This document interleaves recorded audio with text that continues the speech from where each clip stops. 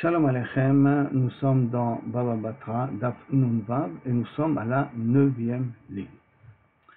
Yativ Rav Acha par Avia. Rav Acha bar Avia était assis, Kameh de Rabbi Assi, devant Rabbi Assi. Yativ et Kamar Mishmeh de Rabbi Assi, bar Chanina, qu'il a dit au nom de Rabbi Assi bar Chanina. Chatsuva, Mafsik Benirse Ager. S'il y a une Chatsuva, on va voir dans 2 minutes qu'est-ce que c'est, qui est au long d'un long terrain, sépare le terrain en deux si le terrain il appartient à une guerre. Suivant les règles qu'on a appris auparavant, que si j'ai été marzik sur une partie du terrain, ma chazaka n'est pas valable sur l'autre terrain parce que la chatsuva fait une séparation. Qu'est-ce que exactement la chatsuva? La Gemara demande, maï chatsuva, qu'est-ce que c'est cette chatsuva-là? Amarav Yehuda Amarav, shebo tichem Yoshua l'Israël. C'est comme ça, c'est comme ça que Yoshua a délimité les terrains, les limites, les frontières d'Eretz Israël. Maintenant, c'est quoi de nouveau Chatsuva, s'il a délimité avec? C'est super, mais c'est quoi? Ce sont des plantes que leurs racines vont en ligne droite, donc ils ne rentrent pas dans les champs des autres. Donc par conséquent, ils font vraiment une ligne de démarcation entre deux terrains. Ve'amar Rabbi Yehuda, Amarav, et Rabbi Yehuda a dit au nom de Rav, Lomana Yoshua et la Arayot Omdot al Gvulim. Que Yoshua, quand il a énuméré les noms des villes il a énuméré essentiellement le nom des villes qui se trouvaient aux frontières. Maintenant, quelle frontière? Est-ce que c'est la frontière d'Eretz Israël? Les commentaires ils demandent, ils disent pas possible, j'ai pas besoin. C'est écrit explicitement dans Parashat Matot, Parashat Masei, d'avoir plus ou moins les frontières. C'est écrit dans la Torah, les frontières d'Eretz Israël. Donc, qu'est-ce que tu veux dire de quelle frontière? C'est pour ça qu'il veut dire, on doit alors voler une frontière entre peut-être les tribus. C'est plus que comme ça qu'il faudrait comprendre. Amar Rabbi Yehuda, Amar Shmuel.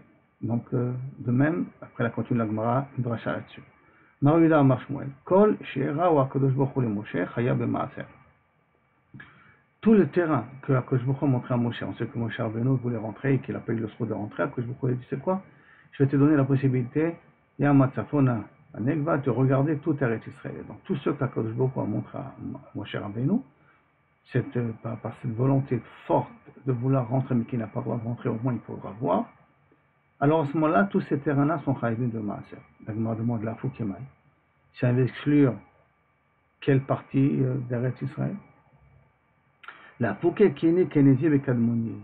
Exclure ces 3 types de terrains. Kéné, Kénézi et Kadmoni. Qui sont où se trouvent ces terrains-là? La Gemara va essayer de le dire assez rapidement, mais essentiellement nous allons parler du grand Israël proposé à Abraham Avinu, qui inclut cette fois-ci la Syrie. Et ça, que Baruch Hu ne l'a pas montré à Moshe Rabbeinu, c'est pour ça que ces terrains-là, même s'ils vont être conquis après par les Bnei Israël, n'auront pas, après Yoshua, Yoshua va conquérir ce que Moshe Rabbeinu a décidé, a vu. Mais les autres terrains qui vont être conquis plus tard, en l'occurrence par David Amelech, ce ne sont pas des terrains qui sont Mechuyavim de Maaser, Minatora. Je précise bien Minatora. Tanya, Rabbi Meir Omer, quels sont ces Kéni, Kénézi et Kadmoni? Il donne le nom de villes, Naftucha, Arba'a, Ve Shalma'a. Et Rabbi Yehuda, il donne d'autres noms de villes, Har Seir, Amon et Moab. C'est intéressant, ce sont justement ceux qui ont été laissés aux héritages de Lot, Amon et Moab, et ceux qui ont été laissés aux héritages de Esav, qui est Har Seir, qui, Bezrat Hashem, semble-t-il que quand le Meshach viendra, ce sont des terrains qu'on pourra reconquérir, qu'on recevra gratuitement. Rabbi Shimon Omer, Ardisk, Asia ve Aspamia. Ardisk a donc aussi une ville, Asia, c'est une ville qui est dans la Syrie, qui est dans l'Asie, mais ça fait en vérité allusion à la Syrie. Ve Aspamia, et là on rentre dans une grande polémique, qu'est-ce que c'est? Parce que normalement Aspamia veut dire l'Espagne. Le problème c'est que l'Espagne c'est un petit peu loin, et il n'a rien à voir avec Eretz Israël a priori. Il y en a qui veulent dire que si le Shlomo Hamer est arrivé jusqu'à Aspamia, c'est qu'il est arrivé jusqu'à l'Espagne. Mais néanmoins, c'est pas forcément l'Espagne, et puis c'est difficile de dire l'Espagne en tant que frontière d'Eretz Israël. C'est pour ça qu'il y en a qui veulent dire que ce sont des frontières qui se trouvent, des villes qui se trouvent dans la région de la Syrie. Et comme dans la région de la Syrie, ce que David Amelech va effectivement conquérir, c'est ça que Kabichol ne sont pas Chayavim de Maaser aujourd'hui. Même s'ils vont être conquis par des Juifs.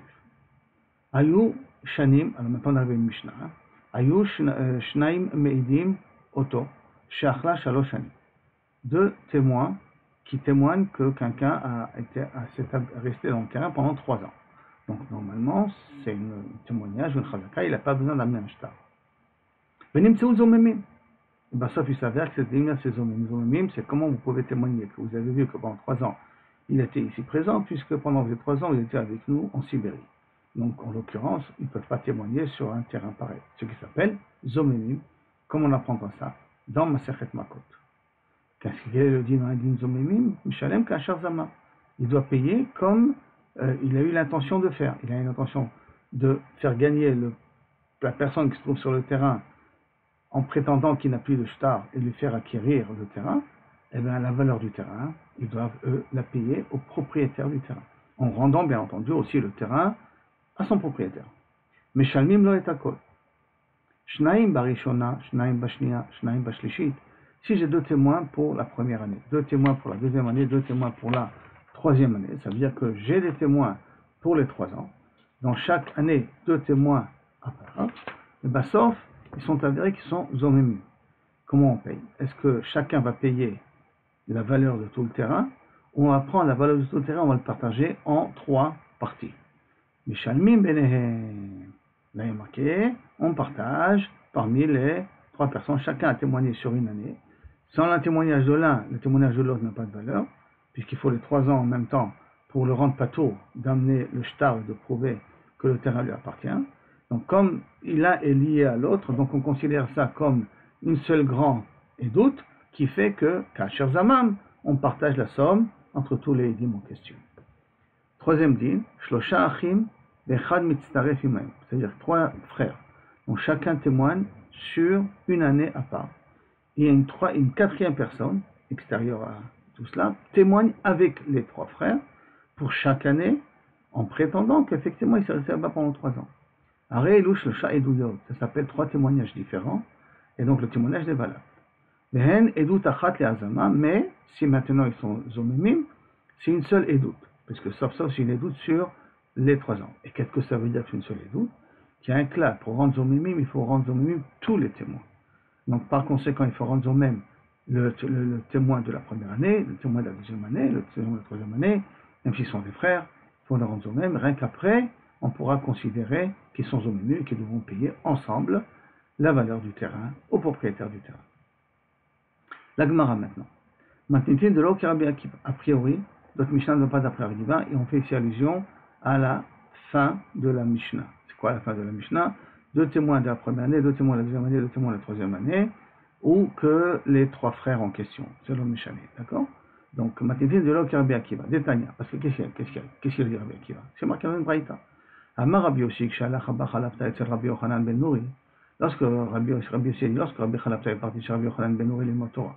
Ve Amrela, il y en a qui disent que c'est Rabbi Yochanan ben Nuri, Alach etzel Rabbi Abba Chalafta, les Torah. Qui est le rab, qui est l'élève? Donc c'est un petit peu marloquette là-dessus. Amarlo, il a dit Are Shachla Shana Rishona Bifne Shnaim. S'il a mangé la première année devant 2 témoins. Shniya Bifne Shnaim. De la deuxième année devant 2 autres témoins. Comme l'avant-fin de notre Mishnah. Veshlishi Bifne Shnaim. Et la troisième année devant 2 témoins. Donc on a 6 témoins ici. 2 par année. Maou, quel est le din?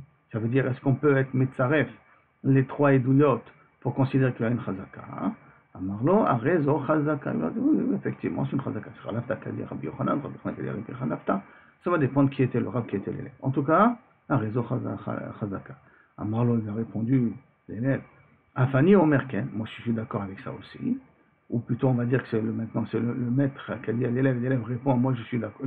Excuse-moi. L'élève qui a dit au maître, et le maître répond, moi aussi je suis d'accord là-dessus. Afani Omerken. Et là, chez Rabbi Akiva Cholek, Bedavarze. Que Rabbi Akiva n'est pas d'accord sur ce principe. Pourquoi? Shaya Rabbi Akiva Omer, Davar, Velo Chati Davar. Parce qu'il y a marqué Al-Pi Shtaim Edim, Yakum Davar. Sur 2 témoins, l'événement se réalisera. Donc ça veut dire que le témoignage est valable. Quand on dit Davar, il faut qu'un témoignage soit sur tout l'événement. Velo Chati Davar, et pas sur la moitié d'un événement. Or, notre témoignage c'est sur les 3 ans. Les témoins des premières années ne sont pas les témoins des deuxième année. Donc personne ne témoigne totalement sur les 3 ans. Pour Rabbi Akiva, ça ne s'appelle pas un témoignage pour faire sortir de l'argent. Rabbanan, Et par contre, Rabbanan, ils disent oui, ça s'appelle un témoignage. Justement, c'est ça la voix de Rabbi Akiva, que Rabbanan, ils disent oui, ça s'appelle aussi un témoignage. La Gemara demande, les Rabbanan, Hay Davar, Velo Chatzi Davar, May Abdele. Rabbanan, Davar et Chatzi Davar, qu'est-ce qu'ils font avec ça? Qu'est-ce qu'ils font avec ce din-là? Davar, May Abdele. Ilima, le Meoute, Echad Omer, Achad, Begaba, Vechad Omer, Achad Bekresa. Si tu veux me dire que ça vient sur le cas où, un autre din, hein, on a une jeune fille, on veut savoir si elle est Néhara. Donc il faut qu'elle ait au minimum qu'elle ait 2 poils. Si elle n'a pas de poils, elle ne peut pas être Néhara. Donc comme elle ne peut pas être Néhara, j'ai un témoin qui a vu un poil sur le dos et j'ai un témoin qui a vu un poil sur le ventre. Donc on a un témoin sur chaque poil. Hay Chatzi Davar, Hay Chatzi Davar, Chatzi Edouti. Ça ne peut pas vraiment un cas de Chatzi Davar. C'est Chatzi Davar, c'est vrai que chacun témoigne que sur une partie, mais c'est aussi Chatzi Edout, parce que sur le premier poil, j'ai un témoin, et sur le deuxième poil, j'ai un témoin. Donc chacun témoigne sur un témoin, sur un poil. Alors qu'on a besoin de témoigner, un témoignage sur 2 poils, ensemble. Donc ça aussi s'appelle Chatzi Edout. Donc ça ne rentre pas dans le mot Chatzi Davar. Et là, les mioutés, là ça vient avec le quoi, hein, que Shnaim Omrin, Achad Begaba, et Shnaim Omrin, Achad Bekresa. Que le Chatzi Davar, le Rabbanan, qui est Davar, le Chatzi Davar, que c'est deux témoins qui témoignent qu'ils ont vu un poil sur le dos, et 2 témoins qui disent qu'ils en ont vu un poil sur le ventre. Maintenant, comme ils n'ont pas vu 2 témoins les 2 poils, ça s'appelle un témoignage de Chatzi Davar, pas Chatzi Edout, mais Chatzi Davar, et c'est pour ça que dans un cas pareil, dans le Rabbanan sont d'accord que le témoignage n'est pas valable. Amar Rabbi Yehuda, Rabbi Yehuda il a dit, Omer, Echad Omer, Achla Chitim. Un, il dit, elle a mangé du blé. Donc, Achla Chitim, ça peut, elle a mangé du blé, ça fait pendant 1 an, il a profité du blé de ça, du blé du terrain. Echad Omer, Achla Seorim. Pendant 1 an, il a profité de l'orge. Donc, chacun témoigne pendant 1 an, mais pas la même chose. Un du blé, l'autre de l'orge. La raison Chazaka, c'est une bonne Chazaka. Ça veut dire que ces 2 témoins-là sont des témoins valables, bien que chacun ne témoigne pas la même chose. Mais il témoigne qu'il était là-bas pendant 3 ans. Makif le Rav Nachman, le Rav pose la question, et là, mais à texte, c'est comme ça. Si c'est comme ça que tu le considères comme des bons témoins, un, il témoigne que Achla Rishona, qu'il a mangé la première année, Shlishit, la 3e année, Chameshit, la 5e année. L'Echad Omer, un, il dit Achla Shenia, il a mangé la 2e année, Revi'it, la 4e année, Vishishit, la 3e année. Donc en fin de compte, les 2 témoignent qu'il est resté là-bas pendant 3 ans. Ça ne change pas si c'est le 1, 3 et 5, ou si c'est le 2, 4 et 6.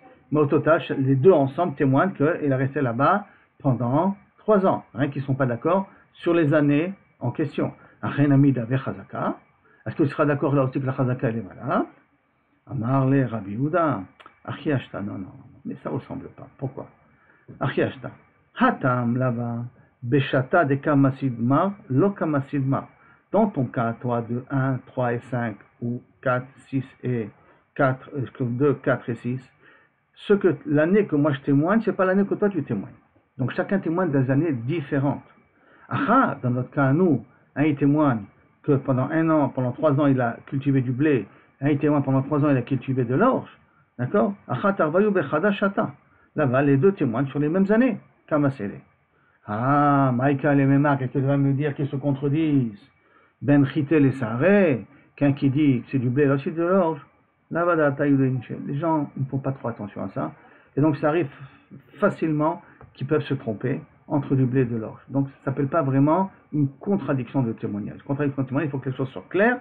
Et je dis exactement l'inverse de tout. La Mishnah, la Gemara continue sur ce qu'on a appris dans la Mishnah. Shlosha Achim ve'echad. 3 frères, donc chacun témoigne sur une année et une personne de l'extérieur témoigne avec eux. Mitztaref, Imahem, s'associe avec eux. Vare Elou Shlosha Eduyot, 3 Eduyot.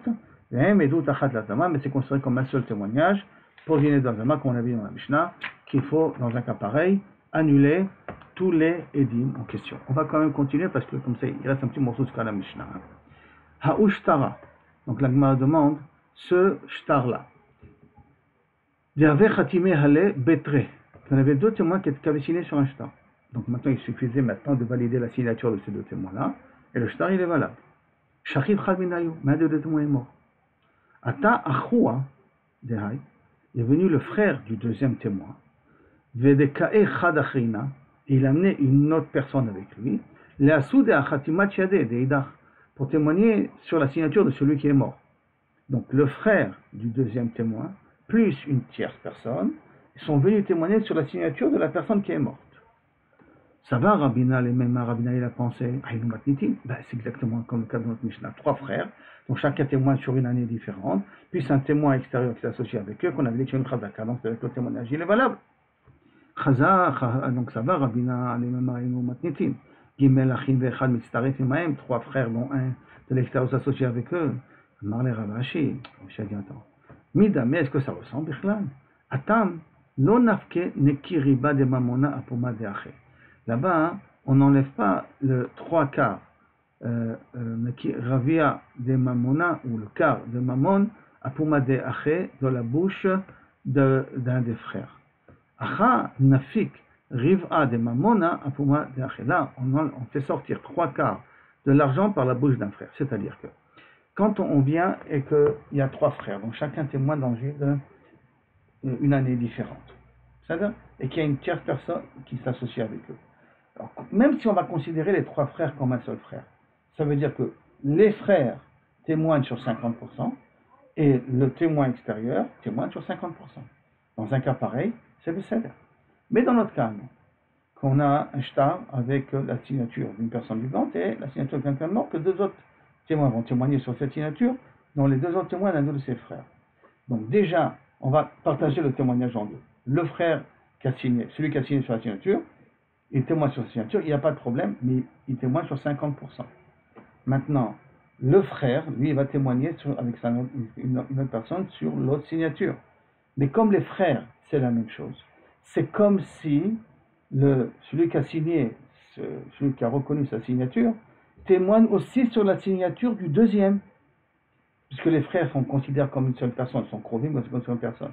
Donc il en sort que j'ai fait sortir de l'argent, 3 quarts de l'argent, par un seul témoin. Et le tierce personne, lui, fait sortir que 1 quart. Dans un cas pareil, ça s'appelle pas une édoute. Pourquoi? Parce que dans la édoute, il faut que chaque témoin fait sortir 50 personnes. C'est pour ça que ça ne ressemble pas. Donc si on revient, les 3 frères qui témoignent chacun sur une année, même si on le considère comme une seule personne, eux, ils font sortir que 50%. Et la tierce personne qui vient témoigner, elle fait sortir les autres 50%, c'est un témoignage correct et que ça marche. Par contre, dans le cas du shtar, le frère qui est vivant témoigne sur sa partie à lui, il fait sortir 50%. Son frère à lui, qui s'associe avec une tierce personne, c'est comme lui, il s'associe avec la tierce personne, et donc ça veut dire que lui, en fin de compte, il fait sortir aussi 50% de la part du deuxième témoin, parce qu'il témoigne sur la signature du deuxième témoin. Et donc ça veut dire qu'il fait sortir 3 quarts, et sortir 3 quarts, ça va être une et l'autre. Et là, Bécha Torah, on est arrivé ici à la Mishnah, Baruch Hashem. Donc, si on venait un petit peu à résumer rapidement les sujets que nous avons vus ici, d'accord, le premier sujet qu'on a vu, que Chatsuva, c'est ça qui permet de faire une délimitation dans le champ d'un guerre, que ce que Moshe Rabbeinu a vu, Chayed Maaser, qui correspond à la conquête de Yoshua, et ce que David Ameler conquérera plus tard, on le recevra ça on recevra ça que plus tard avec le Mashiach, mais il n'y a pas de truc de Maaser là-dessus. On a vu la famille Mishnah que si chacun de témoins qui témoignent sur une chazaka et après ça avec son homimim, ils vont payer la totalité. Si c'est 2 témoins par année, donc ça veut dire 6 témoins, ils vont partager, ils sont homimim, ils vont partager la totalité de la Shetem Lokashar Zamam parmi les 6, donc ça veut dire en 3. Et que les 3 frères qui ont témoigné dans chacune une année peuvent s'associer avec une personne extérieure pour rendre une chazaka sur le terrain, mais ils sont considérés comme une seule édoute au niveau de Zomemim, qui veut dire que pour les rendre Zomemim, il faut être Mizim, tous les 3 frères en même temps, plus la personne qui s'est associée avec eux. Après, on a vu qu'en fin de compte, notre Mishnah ne va pas d'après Rabbi Akiva, parce que pour Rabbi Akiva, il faut qu'on ait 2 témoins sur la totalité, Davar velo Chati Davar. On a vu que pour Rabbanan, Davar de Chati Davar, c'est dans un cas où 2 témoins témoignent sur le poil, qu'elle a un poil sur le dos, et 2 témoins témoignent qu'elle a un poil sur le ventre pour voir si elle est Néhara. Donc chacun témoigne sur un poil, et que ce sont 2 et 2. Alors dans un cas pareil, ça s'appelle pour Rabbanan Davar velo Chati Davar. Et là, donc le témoignage, il n'est pas valable. Après cela, nous avons vu que s'il y a des témoins qui viennent, qui témoignent qu'ils étaient là-bas pendant 3 ans, mais un témoin c'était du blé, l'autre témoin c'était de l'orge, ce témoignage il est valable. Et pourquoi ce témoignage-là, il est valable? Parce que dans le blé et l'orge, on peut se tromper. Mais les deux témoignent qu'il était là-bas pendant 3 ans. Mais si on a un qui témoigne première, troisième, cinquième année, un autre qui témoigne deuxième, quatrième et sixième année, bien qu'au total, il en sort de ce témoignage-là qu'il était là-bas pendant 3 ans, et comme chacun ne témoigne pas sur la même chose, alors à ce moment-là, ça ne s'appelle pas une chazaka. Nous avons vu après que les trois frères